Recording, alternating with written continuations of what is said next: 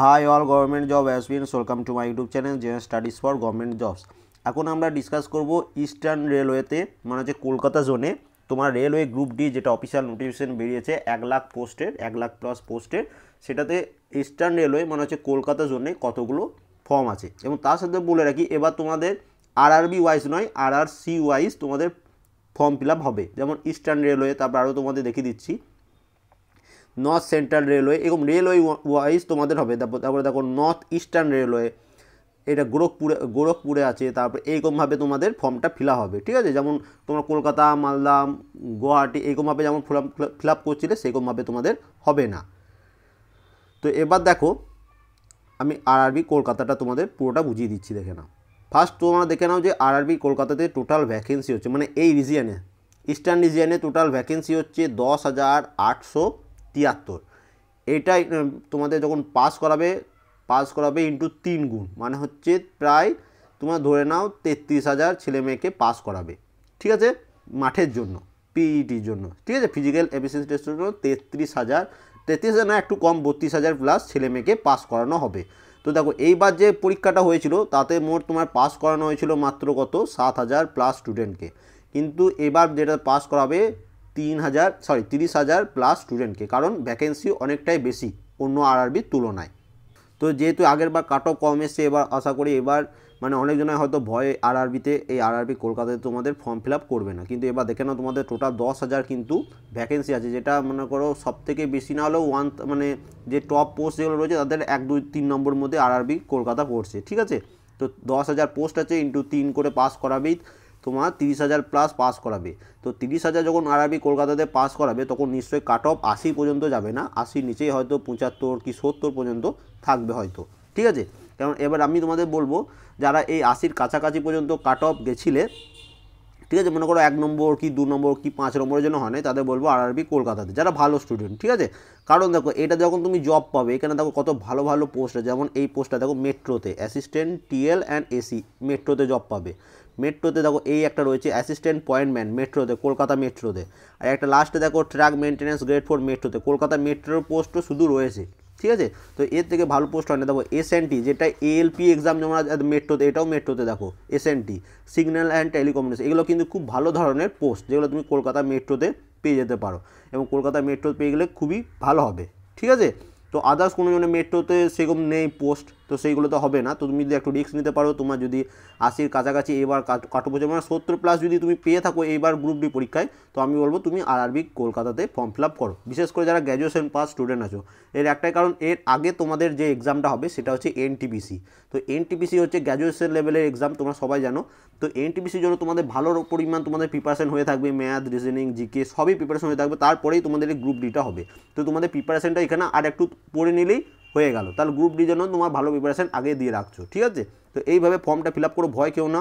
এবং কলকাতাতে অনেক পোস্ট আছে। এবং আরেকটা বলে রাখি, এইটা ইস্টার্ন রেলওয়ে যেটা রয়েছে কলকাতা, আরেকটা যেটা আছে এই দেখো আরেকটা যেটা আছে সাউথ ইস্টার্ন রেলওয়ে। তোমরা যখন ফর্ম ফিল আপ করেছিলে দেখবে দুটো করে ফর্ম ফিল আপ করেছিলে, একটা এসিআর আর একটা ইআর ইস্টার্ন রিজিয়ন, একটা ইআর হচ্ছে সাউথ ইস্টার্ন রিজিয়ন। এই সাউথ ইস্টার্ন রিজিয়ন হচ্ছে খড়গপুর লাইনে যে লাইনটা, ওটা হচ্ছে সাউথ ইস্টার্ন রিজিয়ন। রাঁচি পর্যন্ত যে লাইনটা আছে ওটাই হচ্ছে তোমাদের সাউথ ইস্টার্ন রেলওয়ে। তো এখানেও পোস্ট আছে 4,914টি, মানে প্রায় ধরে নাও 5,000। তো এখানেও 5 × 3 মানে হচ্ছে প্রায় তোমার 14,000 প্লাস স্টুডেন্টকে তোমার পিইটির জন্য পাস করাবে। তো এটাতেও তোমরা ফর্ম ফিল আপ করতে পারো, ঠিক আছে।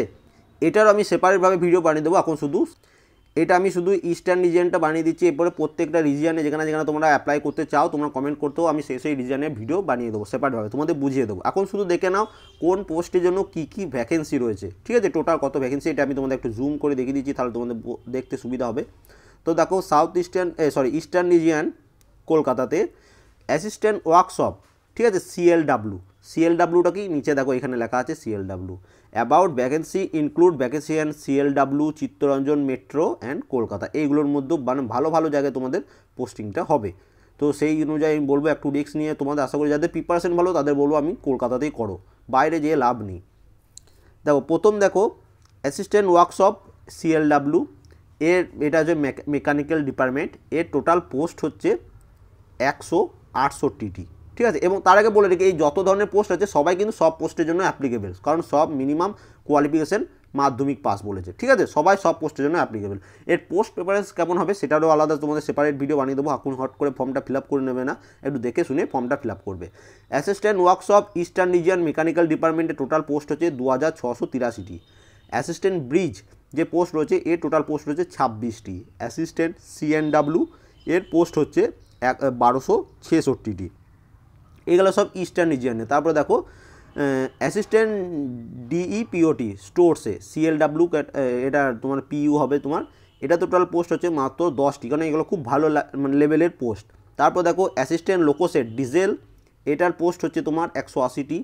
অ্যাসিস্ট্যান্ট লোকোসেট ইলেকট্রিক্যাল, এটার পোস্ট হচ্ছে 285টি। অ্যাসিস্ট্যান্ট অপারেশন ইলেকট্রিক্যাল, এটাও খুব ভালো পোস্ট 354টি। অ্যাসিস্ট্যান্ট পয়েন্টসম্যান ট্রাফিকে, এটা ট্রাফিকে পোস্ট হবে তোমাদের 1013টি পোস্ট আছে। দেখো অ্যাসিস্ট্যান্ট পয়েন্টম্যান মেট্রোতে মাত্র 14টি, তো মেট্রোটা আগের দিকে প্রেফারেন্স দেবে, ঠিক আছে।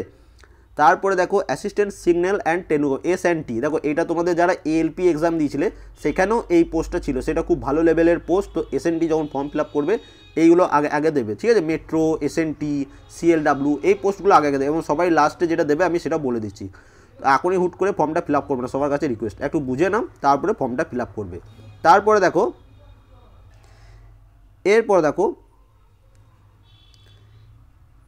অ্যাসিস্ট্যান্ট সিগন্যাল অ্যান্ড টেলিকমিউনিকেশন, এটা হয়ে গেল। অ্যাসিস্ট্যান্ট ট্র্যাক মেশিন, এটা তোমার ইস্টার্ন রিজিয়নে তোমার টোটাল পোস্ট হচ্ছে 136টি। Assistant TL and AC eastern region electrical 588টি।